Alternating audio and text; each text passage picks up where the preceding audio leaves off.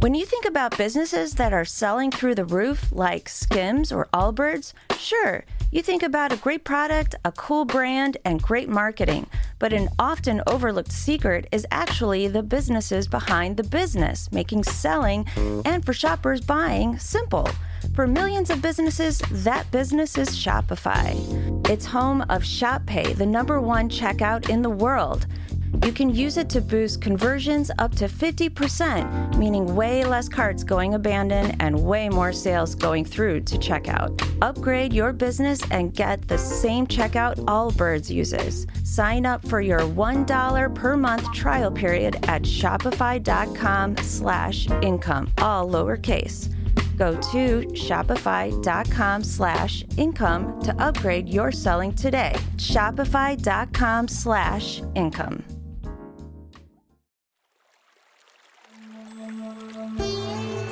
Hi everyone, I'm Deb Flashenberg. Welcome to Yoga, Birth, Babies, a podcast produced by Prenatal Yoga Center. We will be diving into everything prenatal yoga, birth, and baby related, hoping to inspire, educate, and empower you through your journey into motherhood. Thank you for listening. Hi, I'm Deb Flashenberg, and I'm your host of Yoga Birth Babies. And today we have an amazing birth story. I can't even tell you, I had a smile across my face for a lot of the time that our guest Amber was sharing her story. And there was a few jaw-dropping moments. I'm really excited for you to hear this pretty wild ride. So my guest, Amber Hogue, is a proud mom of 2 boys, Finn and Wally, and lives in the Bay Area with her family. She works in clinical research with a focus on patient engagement, leveraging her expertise to create meaningful connections and improve healthcare outcomes.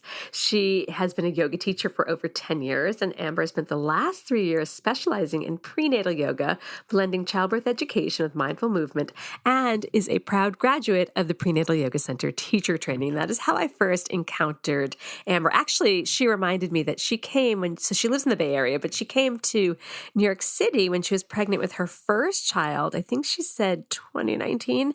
And we met then. She did a class with me, and then she did the teacher training, and then she just had her second baby. And Amber's story is pretty amazing. And what I really appreciated is not just the pretty remarkable story, it's what she shared about taking ownership and advocating for herself. She admits that she's a bit of a people pleaser.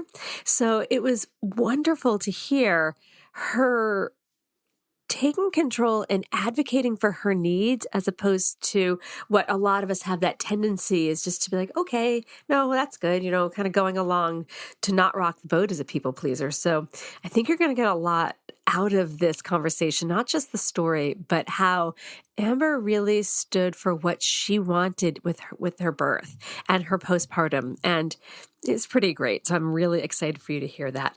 Before we get to Amber's story, as always, I love to give some updates about the studio. We are currently in the middle of our 3rd teacher training of this year. And I think of it not as like calendar years, because I have school-age kids. So like many, my brain goes school year. So we're in our last of the online trainings, and then we're going to do an in-studio training for our prenatal yoga teacher training. So I'm really excited about that. Our classes are going just wonderfully. So we've got our in-person classes, our online classes, our workshops, our on-demand workshops. All of these things you can find on our website at prenatalyogacenter.com. So check out all we have to offer there. And I'm really excited to say that some of you have really listened to when I say, please let me know if you have a topic or if you think you'd be a wonderful guest, and has reached out. We have an application on our website. So if you think you'd be a wonderful guest for the podcast, I would love to hear what you want to offer. And if you just have an idea of a topic, reach out to me and let me know. And if you have a person in mind that could speak to that topic, I'd love that too. So this podcast is for you, the community. So I'd love to have you as the community involved in it. And with that, if you can also take a moment to leave a rating and review for the podcast, it's going to help more people find us. All right, I think that is everything I wanted to share. So we're going to take a super quick break. When we come back, I'm so excited for you to hear Amber's birth story. Lowe's knows that free is just better. That's why MyLowe's Rewards is free to join. As a member, you earn points towards MyLowe's money on eligible purchases, get exclusive free gifts, and earn free shipping at Silver Key status, all on top of weekly member-only deals. Don't wait. Join MyLowe's Rewards for free today and start saving more. Lowe's, we help, you save. Loyalty program subject to terms and conditions. Details at lowes.com/terms. Subject to change. Hey, Amber, newborn mama there. How are you? Hi, I'm good. I'm in the newborn fog, but I'm doing good. How old is your baby right now? He's going to be 4 weeks tomorrow. So he was born on Christmas Day. You are so in that mind fog. And how old's your first one? He's 2.5. Ooh. All right. So thank you. Yeah. Thank you for your time. I'm really excited to chat with you. All right. So listeners might also get a sense. Yes, I know Amber. She did our teacher training. She was with us for her pregnancy. And I'm just so excited to hear her story. But before we jump into your birth story, I know you, which is exciting. But why don't you tell our listeners a little bit about yourself? Yeah. Hi. Well, thanks for having me. First of all, Deb, I really appreciate it. I'm excited to share this story. I'm Amber. I live in the Bay Area with my husband and now 2 boys, which feels wild to say. I have a dog named Butter and an 18-year-old cat named Boy Boy. In my day-to-day, I work in clinical research as a project manager, helping to kind of use research as a care option. And then on my side gig, I'm a yoga teacher. I teach 2 to 3 classes a week. I've been teaching for about 10 years now. I did the PYT training with you last year, I think it was. And I've also done the Mama Tree training with Jane Austen. So I've been teaching prenatal for like 3 or 4 years, but started really getting into it after I graduated from your program. Oh, I'm so excited. Yeah, I loved working with you on that. You had really insightful questions and you're just a great teacher. So it was wonderful having you in classes. Let's jump into not quite yet the birth, because I know it's a wild story, but let's talk a little bit about how did you want this birth to be different than your first? What was that in your mind, and what were some of the steps that you took to ensure that? Well, with my first, I had planned to do a birth center birth and then was diagnosed with preeclampsia and had a pretty dramatic pivot to a hospital. And so I just wanted to plan to have this baby in a hospital, but with the support that kind of emulated what I got at the birth center. And so I found what I thought was an amazing group of midwives, that delivered the baby at the hospital that I planned to go to, and had also set myself up to have postpartum care from a midwife. So not a doula, but like true medical care at home, which I thought would kind of give me that semblance of like real holistic care all around for, birth and then postpartum. Okay, that makes sense. So did Steph, how do I ask this in a diplomatic way? What were the bumps? Because I knew there were some bumps. The bumps were that I learned that not all midwives are birth center midwives or home birth midwives, right? Like a CNM is really different than a CPM, and the care that you get, my experience was just really different. Okay. Right. Like the provider group that I ended up with actually ended up being really clinical with a big dose of empathy. I loved how empathetic they were and warm and kind, but the care was definitely more fear-based and like, we got to dot our I's and cross our T's and make sure that there's no issues. And also like came with a dose of like, let's get this baby out pressure because we're worried if he stays in too long, what's going to happen. Mm-hmm. Whereas Yeah, with the birth center, the birth center was so much more like, there's not an issue till there's an issue, and we'll just take it step by step. And, they believed that like the baby was very safe in my body. And that was not how I felt during this pregnancy once I hit 38 weeks. So how did you pick this team? How did you hear about them? I had a friend that had used them, and they have really amazing marketing on Instagram, and they have a really beautiful office that's like this light pink, and like you feel really welcomed. And I went there actually before I was about to start trying, just to meet with one of the midwives and get a sense. And I really liked it. And they kept saying like, oh, our care model is really similar to the birth center. And I thought, perfect, this is exactly what I want. And that's how I chose them. And everything was pretty great until I was in the birthing window. Yeah, that I remember. I remember having conversations with you about it. Let's actually jump into that then. So I know that, well, one, in our training, we talk a lot about helping our students find their voice so that they can advocate for themselves, because it's your birth. It's like their individual birth. And so we want our students to feel support. And with that, I was really excited to see you advocate, but I also saw the frustration that you were experiencing having to advocate so much for yourself when you thought that the team wouldn't give you pushback. So can you unpack that a little bit?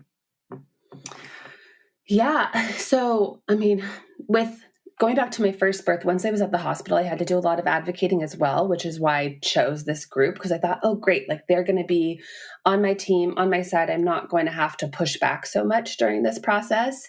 And I just, it actually started earlier on. I was having to say no to extra scans just because I had preeclampsia. They saw that in my chart, and I had to have many conversations like, yes, you see preeclampsia, but can we look at my specific preeclampsia? It was mild. It was not preterm. It came at this time. You know, there were really no issues besides elevated protein and a mildly high blood pressure.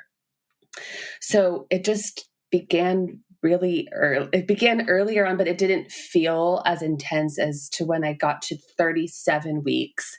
And then there was a push for interventions such as a membrane sweep or a cervical check. But then, you know, there'd be the push and it'd be like, oh, but it's all up to you. It's your choice. And it's like, that doesn't eradicate how much you just pressured me before, you know?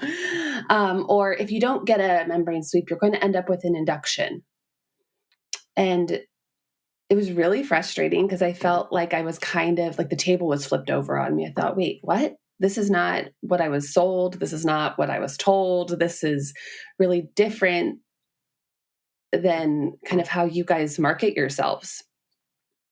And I was really nervous and anxious. And then I consulted with the postpartum provider that I had hired. And she was really just like in my corner, rooting for me and kind of being my, like, what is the word? Here's the newborn fog.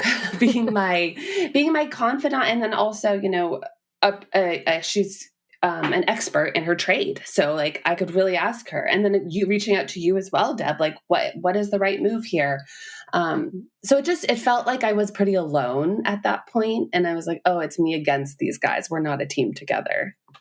That must have felt really not just frustrating, but when your cackles go up heading into birth, and you know that in the hormonal balance, like you need to feel safe when you're trying to open to birth. So how did you resolve that so you could go in feeling they were on your side and feeling they had your back?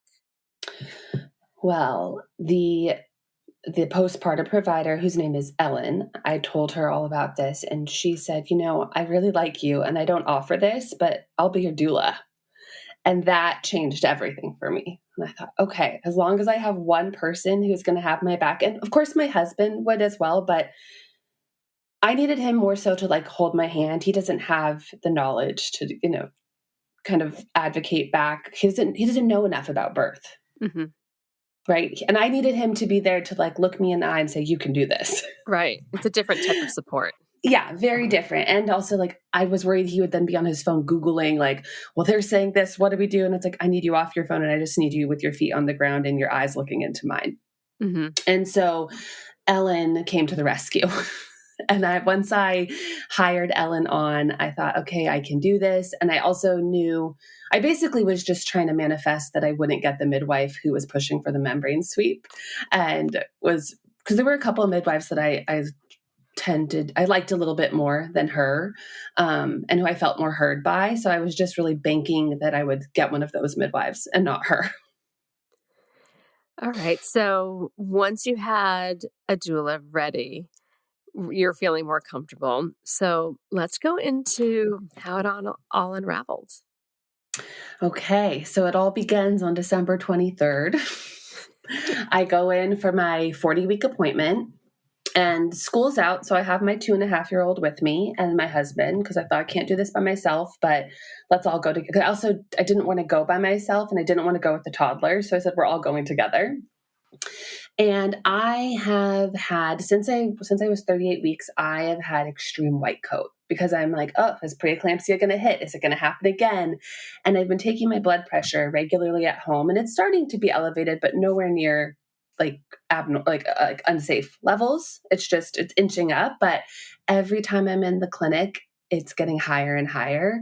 And so in my appointment, I ask if we could do blood pressure at the end. They say yes. And as they're doing the blood pressure, my 2.5-year-old is yanking on my arm, yanking on my foot, screaming, running around the room. And I have it was 132/91. And I just saw the look on the midwife's face, and I was like, oh no, oh no, I'm going to be sent to triage. And I said, can we do it again? We'll send them out of the room. I don't need the toddler here or my husband. We did it again. It was elevated, but not preeclampsia high. And I thought, can we go off of that one? That makes more sense. It's, I was really influenced by the toddler yanking on my body. But no, I was sent over to labor and delivery to go to triage, to have blood tests, urine analysis, monitor the baby, blood pressure monitoring, the whole preeclampsia shebang. While I was there, everything came back looking good, except for even my blood pressures were good at triage, except for I had slightly elevated protein in my urine, like 0.1 over what is normal. And so then I was given some choices, and those choices were either to do an outpatient induction with a Foley balloon and come back in 24 hours, or I could come back in 4 hours for another blood pressure test. And if it was normal, then I wouldn't have to do an induction at all. And I just thought, I'm going to definitely have high blood pressure. There's no way I'm coming back without high blood pressure in 4 hours.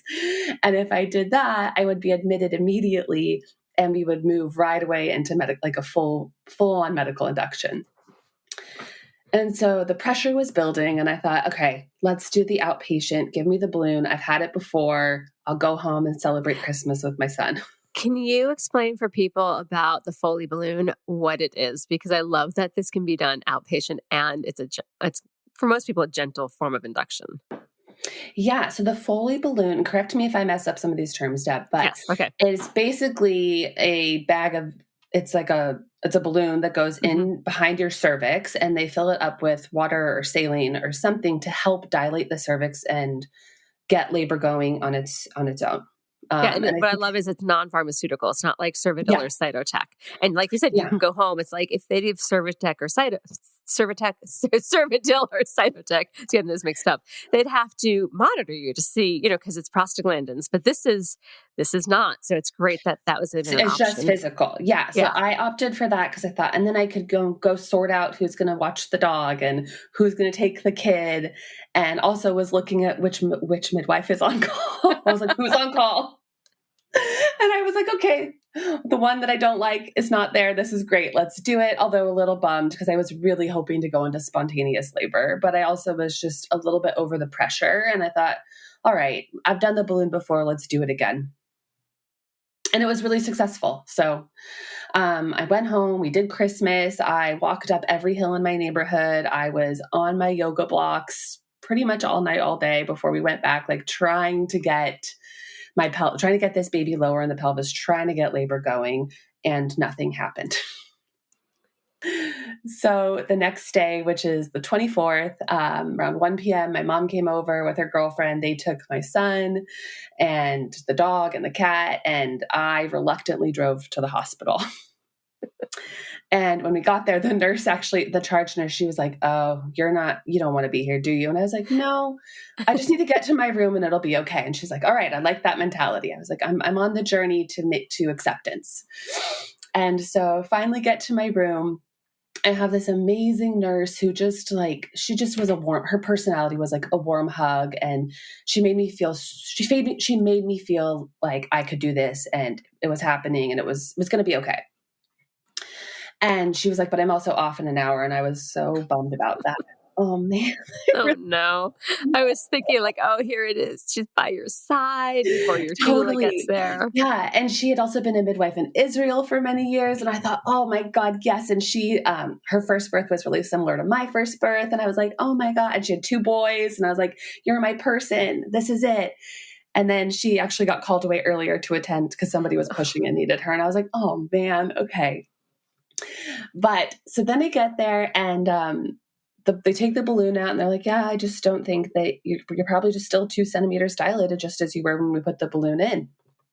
And so I asked if I could do another balloon with misoprostol which is the prostaglandin, because that is the induction that I had with my first, and it was really efficient. And I thought, I know this, I can do this. I would rather do this than go straight to Pitocin or breaking my water.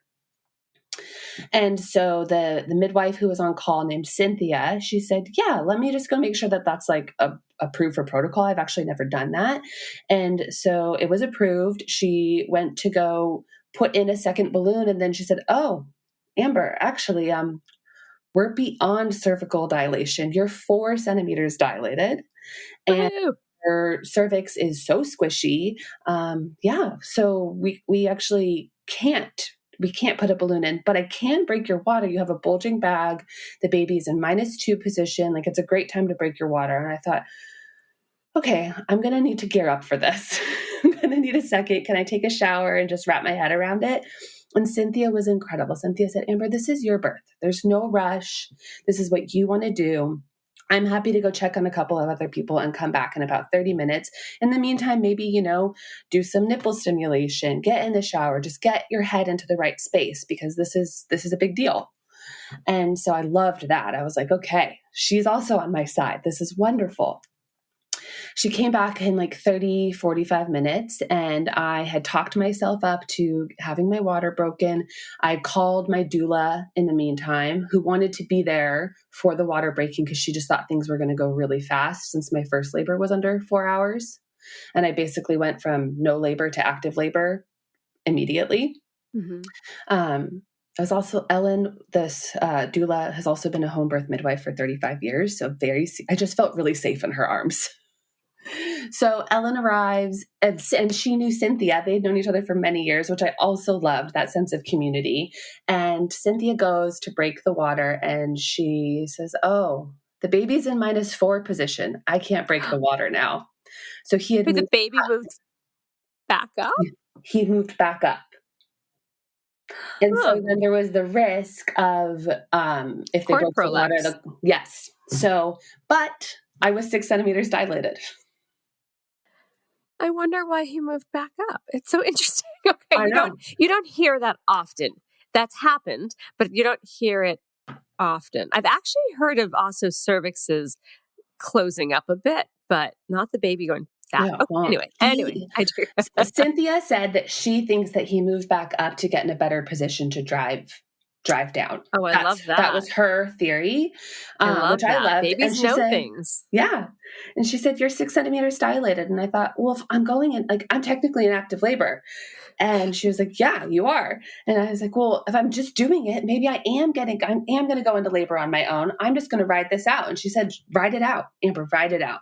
And then we just talked about birth preferences for a little bit. And I said, I want to basically have a home birth in a hospital. I don't want to be offered medicine. I want the lights off. I want candles and music. I want I don't want the cord. I want, what is that term? I don't want the cord cut. Yeah, I don't want to do the cord clamping for, until it's done pulsating. And she was like, "Great, this is all amazing. I love what you want. I'll write it all down." And then she said, "I'm going to head out, check on my other clients, my other patients. And if something happens, call me. Otherwise, I'll be back at 8 p.m. to say goodbye, because that's when my shift ends." And I was like, great. See you, Cynthia. And then she also said before she left, she was like, are you feeling any contractions? And I said, mild period cramps. I really wasn't feeling anything at 6 centimeters dilated at like 6 p.m. That's kind of, can I just pause for a second? That's kind of crazy and awesome at the same time. 6 centimeters for a lot of folks. It's a storm. So that's amazing. I actually had a friend who is the anesthesiologist at the hospital that night that I went to college with. And I only see him when I have babies, I guess now. And he came in and he saw I was there and he was like, can I come in? And I was like, if I'm not in active labor, yeah. And he's like, but it says you're 6 centimeters dilated. And I was like, oh no, come on in. And he said, well, Amber, first of all, I'm not doing your epidural because no one wants to be in that position. And I was like, yeah, please don't do my epidural if I have one. And he said, but my colleague's really wondering why you haven't requested one yet. And then multiple nurses came in and were like, wait, you're 6 centimeters? You're really chill. Wow. Why are things so relaxed? And I looked to my husband and I said, should I be saying that I'm in more pain? Should I be telling them? Because I just wasn't feeling anything. And then I think I started to like manifest. I was like, yeah, I'm feeling a contraction. But it was just to like appease them, be like, yeah.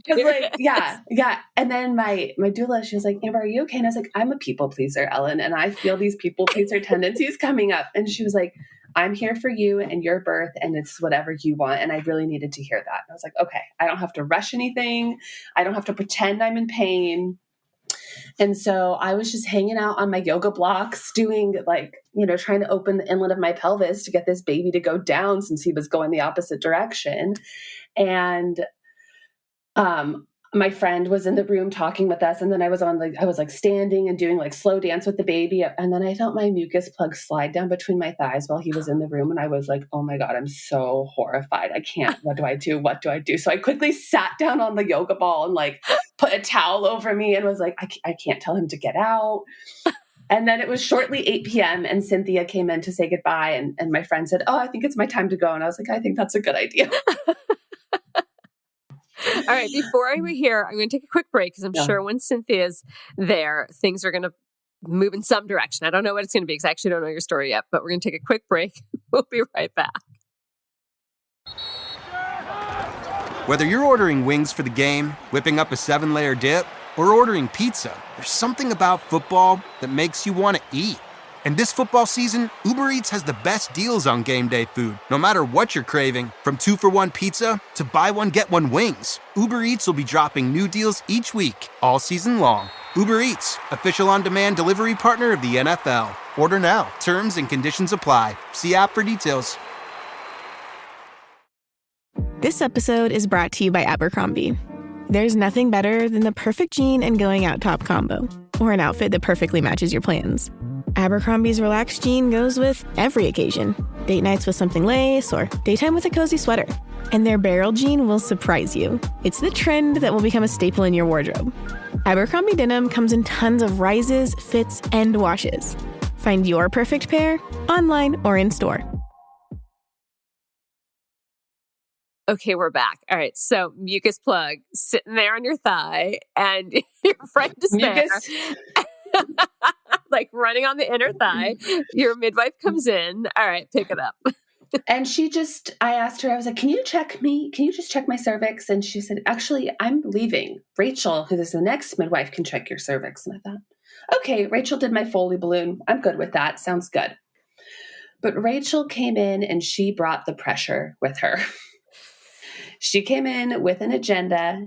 She was like, 9 p.m. I'm still 6 centimeters dilated, still not feeling a thing.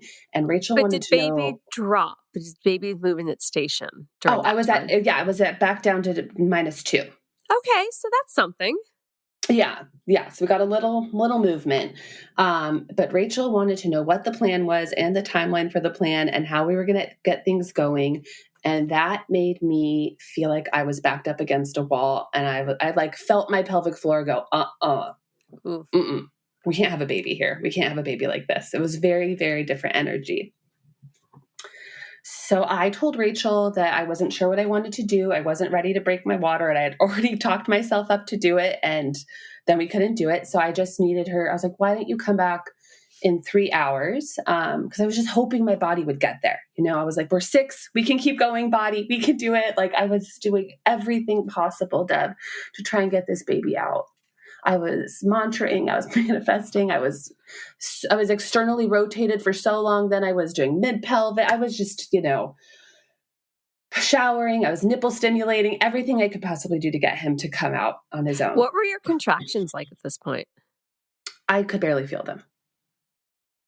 Okay. It was like not even a mild period cramp. It was so, but I could see them on the monitor because at this point I was still in continuous fetal monitoring.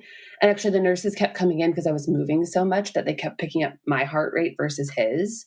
And so they'd have to adjust me. And then at that point I was like, can you just put me on intermittent? Like I don't actually have preeclampsia yet. So we don't need to worry. And so they put me on intermittent just so that I wasn't like, they weren't coming in, to adjust me so often because I was just moving so much. And so I'd asked Rachel to come back in 3 hours from there so that she would come back around like 11:30 or so. Because I said, I was just like, want to give myself a chance to go into active labor. And then Ellen also had mentioned that she was a little worried that I was going to exhaust myself. So like maybe taking a nap would be a good move. Because she was like, you need to have energy to actually get the baby out, Amber, and you're spending a lot of energy just to get him in position. And so Rachel left, but then they took my blood pressure and I had 118/65 and then I was awake and adrenaline out. And I was so excited that my blood pressure was so low that there was no way I was sleeping. All right, keep going. I'm so like, where is this going? Yeah. And so then what happened? Rachel finally returns and I couldn't sleep. And I told her I wasn't ready to break the water and I wanted more time. And she kept asking me like, do you want to be here for days? You're here for an induction. What's the plan? Like she said so many times to me, you're technically here for an induction. And that was my least favorite sentence. And I said to her, if I'm okay and my baby is okay, why are you rushing me? Which I got from you, Deb, a little twist on the rush. And she kind of stopped in her tracks and she was like, okay, I'm going to come back. When do you want me to come back? And I said, come back at 3 a.m. During this time, I slept a little bit. I made Clark get on the bed with me and spoon me, and that's my husband.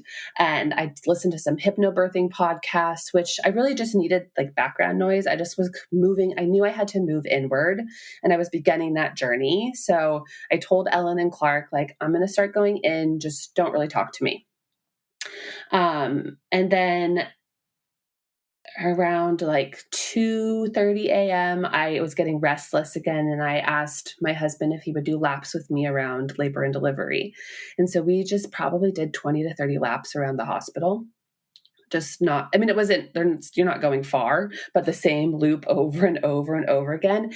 And we actually had this really, really nice quality time and kind of this like early labor we didn't get with our first. And since we have a 2.5-year-old, I was like, wow, this is the most we've chatted, not about our child in so long. It was really beautiful.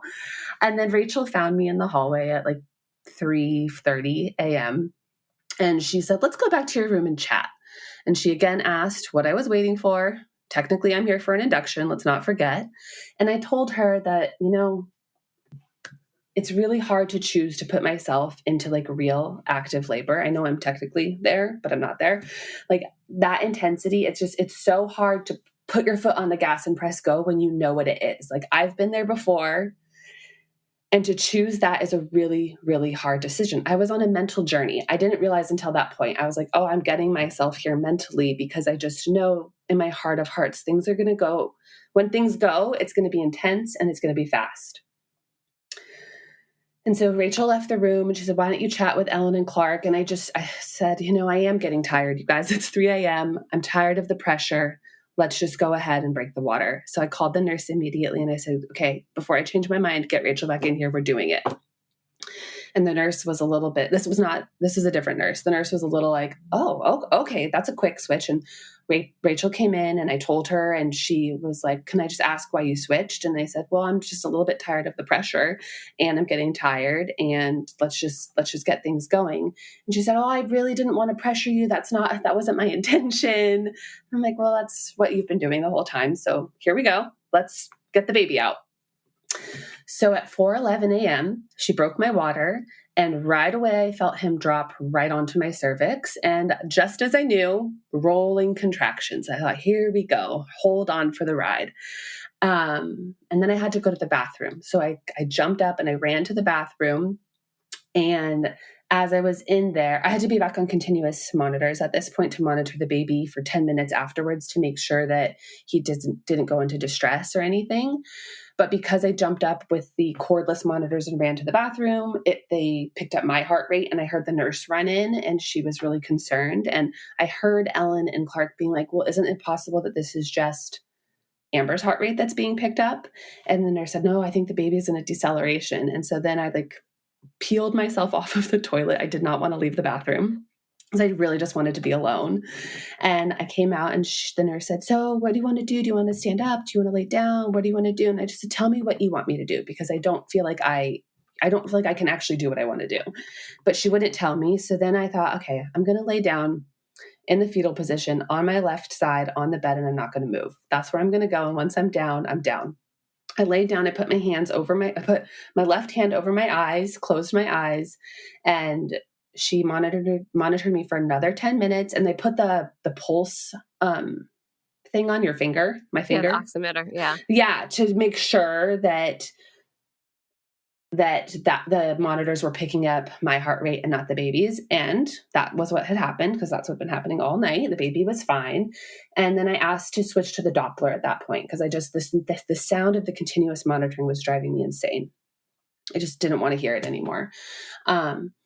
So we switched to Doppler, but then I just went into la birthland.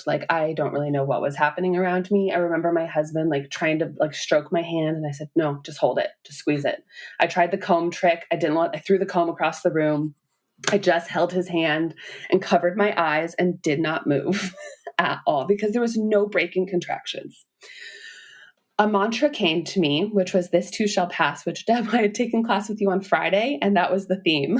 Oh, I love that. So it went right. I was like, great, this too shall pass, this too shall pass. I counted a little bit, but this too shall pass just kept coming back for me. And so I just stayed there, and the nurse would come in and she would listen to the baby on the Doppler. And I really have no idea what was going on at this time. And then at some point I asked Clark to turn on music, and then I asked him to spoon, be the big spoon again. But I said, don't stroke or touch me, just hold me. That's all I need. And then what happened then around 5:43, I only know this because I looked at the notes afterwards. Let me back up. During this period of time, I felt the baby drive down into my pelvis and my sit bones widen. I was like, oh, it was like, I'm in place now. And then I reached down, I put my hands in there. I was like, oh, I feel his head. And I was like, well, we still got plenty of time. Because Rachel had also said, it's not going to happen that fast, Amber. You can Not still if you're be feeling your sit bones spread and you're feeling a bulge on your perineum. Not much time. No. No, I just thought, oh God, we got time. And I pushed for an hour with my first, and I thought, we got time.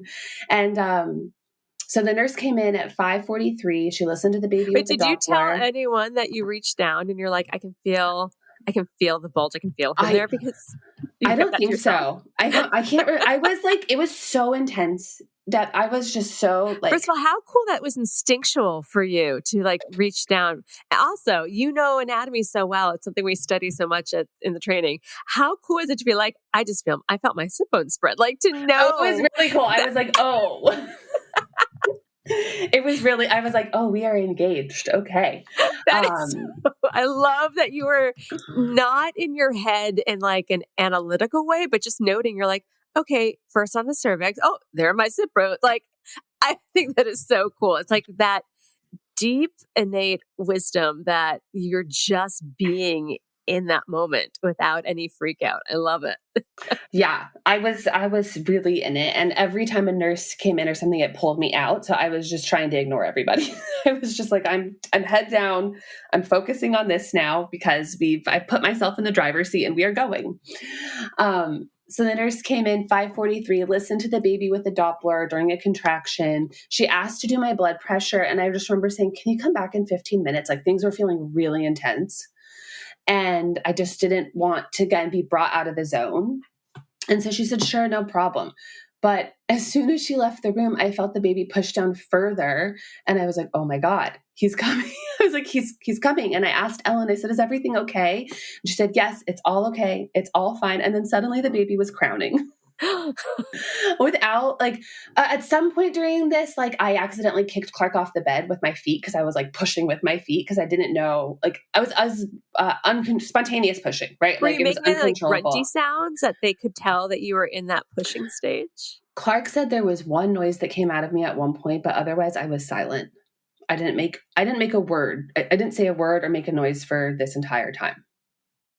He said, I knew when a contraction was coming because you would kind of press down on your temples a little bit since my hands were over my eyes, and you would squeeze my hand harder, but I didn't make any noise.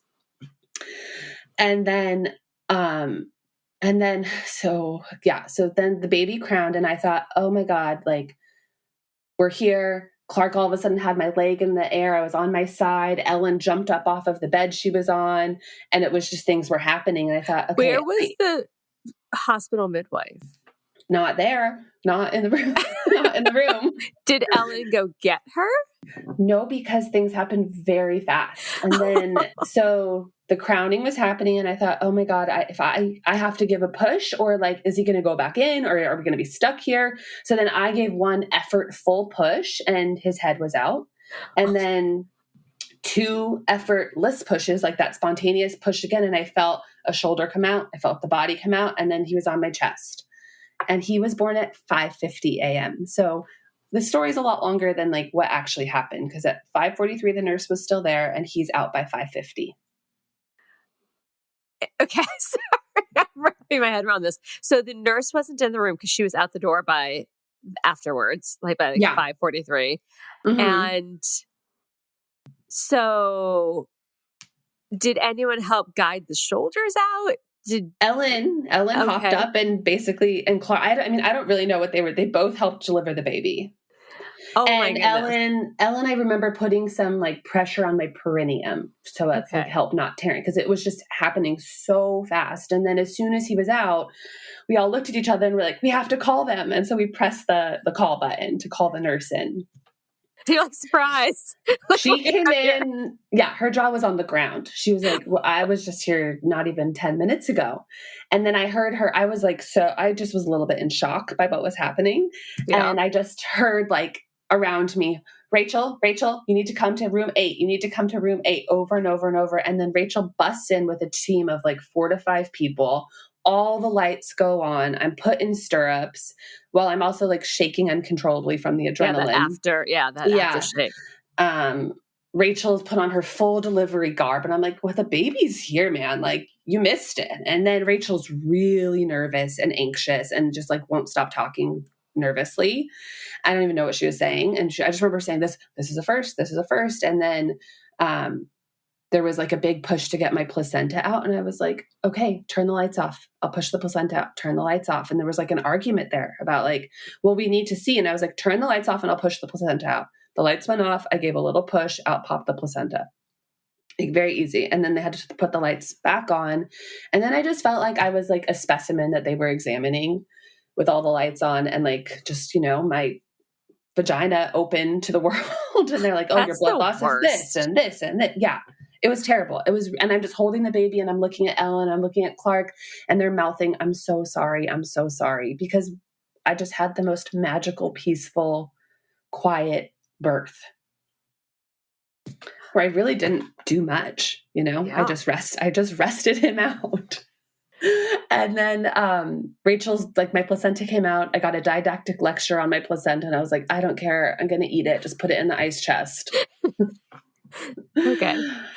And then I think an hour later, everyone finally left the room. Can I have no tears? All was great. Oh, paper cut, size of a paper cut tear in my perineum.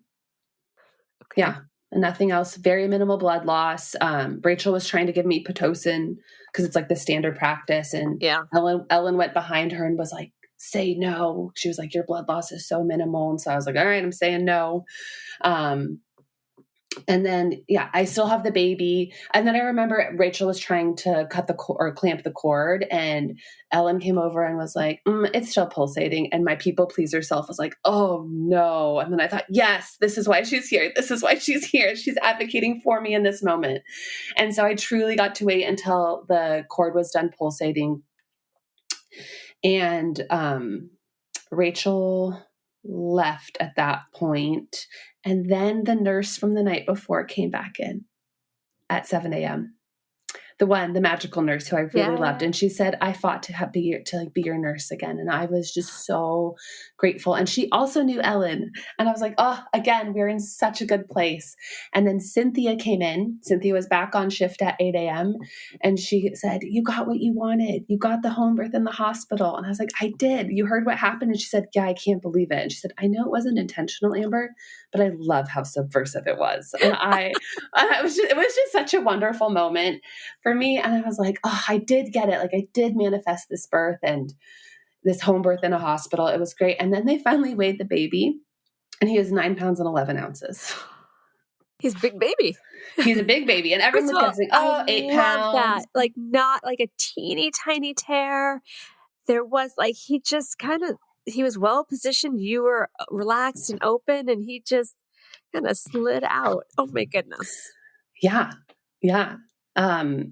It was like, I really did not think he was going to be that big. And I was sure I was going to have torn more, but no. And everything felt great, because I was like, when I fell apart, I mean, it's sore, but it felt, compared to the first one, I was like, oh, I feel great. Like I could easily walk to the bathroom right now, Whereas the first one, I wouldn't. Something about the relationship between stress and, I won't go to, me with my pelvic floor conversations, but stress and pelvic floor tension. Like you were during that time, everyone left, and you were in a relaxed state with not relaxed, like, reading a book, but like you didn't have pressure of like push, push, push, push, and like forced positions. You were in the position that your body wanted to be. You were breathing your baby out. No one was counting in your face. No one was pressuring you. And your body responded, because when we don't have that, we know that the pelvic floor is going to respond to stress. And your pelvic floor very much yielded to this rather big baby. And your body knew the position in which you needed to gently push this baby out. I love that. That's just beautiful. Yeah, it was so, I really feel that, like I was at such ease in that, like, well, not on the beach with a book, like you said, but I was really at ease during this whole process. Once everyone left me alone, once the pressure was off and I was able to just kind of go into that like cave, like I really feel like I'm like meant to just have a baby in a cave by myself. That's what works for me, And it was really magical. My midwife kind of had to pull me out of the shower. I just wanted to be by myself. I get it. Yeah, I really wanted to. I was like, everybody go away. I can do this. But then Clark and Ellen were a perfect team. Oh, I love that. All right. So I know that postpartum had some challenges as well. So let's talk about that. Yes. So it all began with a blood pressure reading. While I had the baby and I was trying to get him to nurse, my arm bent, holding him up, 9 pounds and 11 ounces of him. The blood pressure machine went off automatically, and I had a high blood pressure reading, which then I was diagnosed with preeclampsia. And I said, this is not a fair reading. Like, my 2 readings have been heavily influenced by 2 children outside of my body. Can we do it again?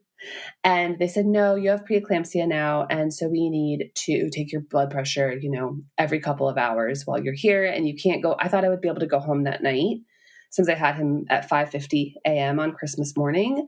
But they said, no, you have to stay overnight now because of preeclampsia. And also my son was so big that they were worried about his blood sugar levels.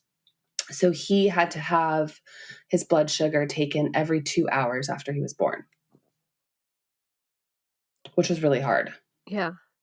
And so the postpartum the postpartum process just kind of, it sucked with the whole, like first, all the lights and everything that happened and like putting me on display after this beautiful birth. And then being diagnosed with what I feel was like not real preeclampsia, but so I was like, I'm happy to take the blood pressures, but again, the pressure was back. And then I was moved to the postpartum area. And I had a really amazing nurse there as well during the day. And then in the afternoon, while she was on break, my husband went to go check on our older son, and because it was Christmas Day, and I just was like, you need to go see him. And so he left, and my best friend was coming to be with me, but she hadn't quite gotten there yet. And these two different nurses came in to take my blood pressure and do the baby's blood sugar. And I thought, this doesn't make sense. Like you were setting me up for failure right here. I was like, because you're going to hear your baby cry. I got to do this at the same time. I'm going to watch my baby without any support here, get his blood drawn as you take my blood pressure. And the postpartum nurse that I had, who was like my regular one, not the break nurse, she was really careful about that. She was like, okay, right now we're going to do this. In 15 to 20 minutes, we'll do your blood pressure. And was like, we're not going to put those two things together. And I really appreciated that. So while I was alone in the postpartum room, I was having to advocate for like, no, you can't take my blood pressure. Also, like, you can't go over to the other side of the room and take my baby's blood. Like, bring him over to me. He should be with me. My husband's not here. And so that was a battle of itself. And then I had to, and my blood pressures were fine from then on. They've been fine. And then I had Ellen still. So I went home, and Ellen came the next day, and she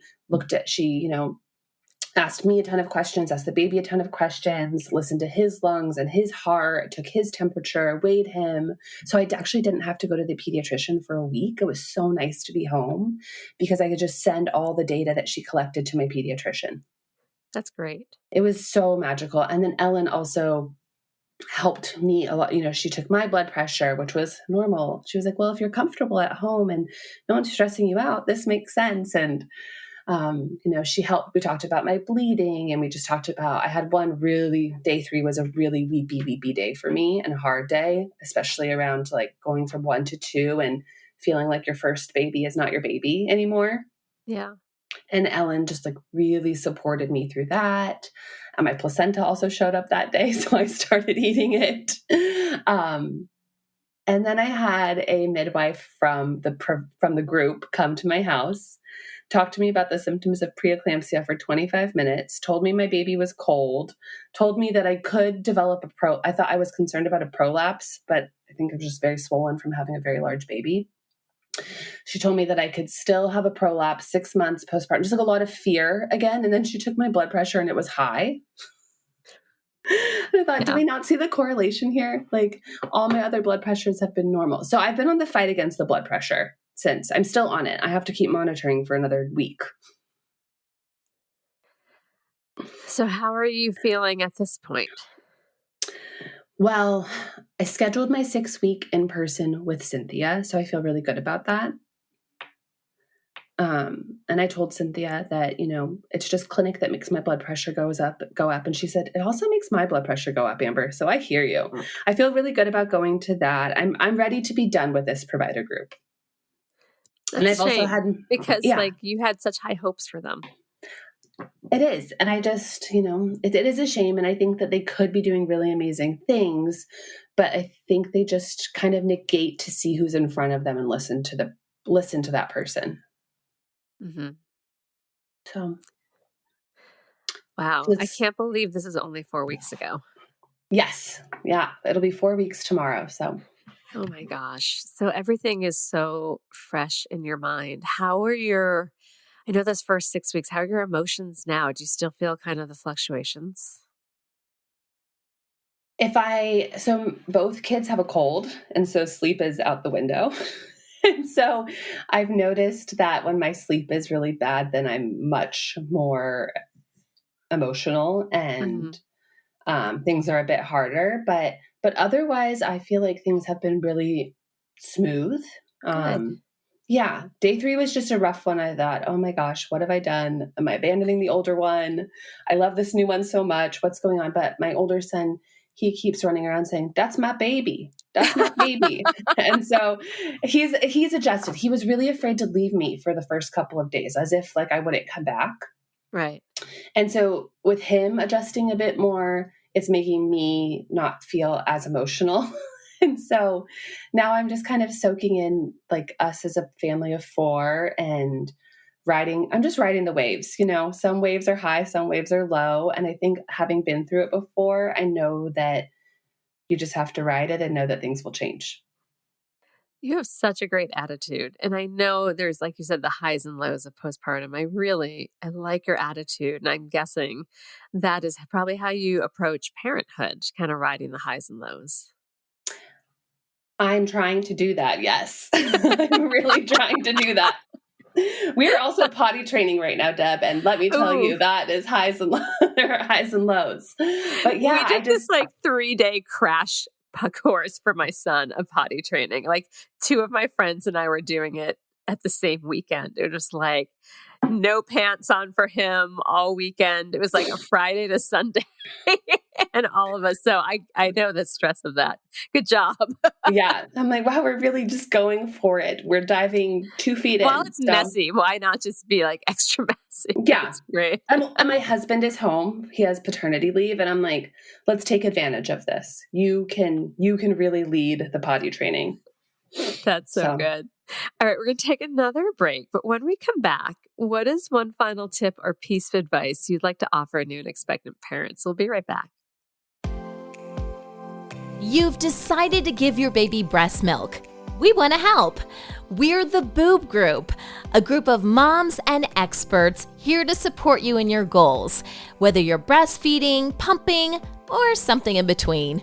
Each week, a group of experienced moms openly discuss their success, their struggles, and society's impact on how they feed their babies. We provide an honest, natural, and judgment-free approach to breastfeeding, pumping, milk sharing, and more. Subscribe through your favorite podcast app or say, "Hey Alexa, play the Boob Group podcast." The Boob Group, where moms know breast. Okay, we are back. Wow, Amber, this has been an amazing story. So you've taught prenatal, so you have that hat.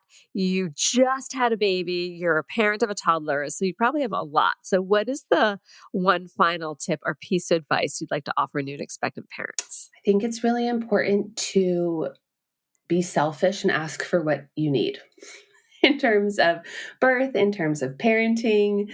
Like, what are your non-negotiables that will fill your cup up, that you need. As for birth, like, what are the non-negotiables that are going to relax that pelvic floor so you can welcome a baby in? And so I think really not feeling bad for being selfish is critical.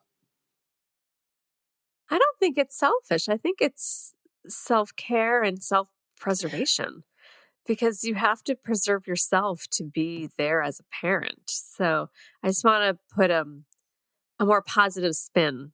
No, that's fine. To me, I feel like I've had such an aversion to selfishness. So for me, it's almost like a reclaim. I'm like, yes, I can be selfish. Okay. Yeah. I hear you. So I hope I didn't. No. I like the clarification because like it could be perceived as something more negative, but for me, it's like a reclaiming of like, yes, there is space for me and I can make those demands. Yeah. No, I think that's so important.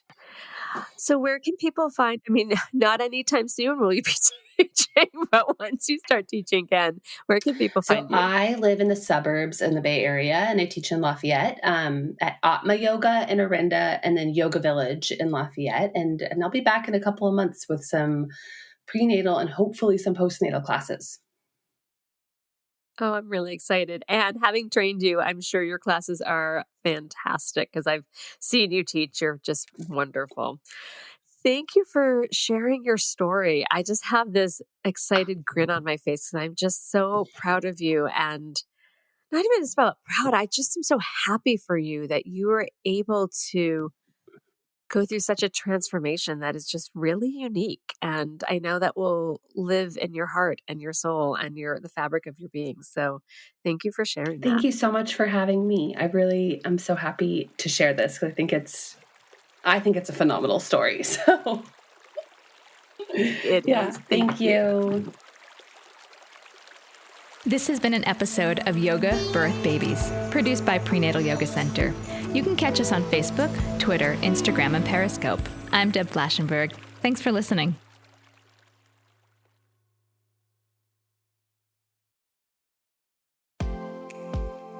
You were probably expecting one, but got pregnant with two. We get it. Twin Talks encourages moms who are expecting twins as well as experienced moms of multiples. Together, we'll explore the unique challenges new parents face when raising two or more children of the same age. Join us as we embrace the joys of parenting when you've got double the duty. Subscribe through your favorite podcast app or say, "Hey Alexa, play the Twin Talks podcast."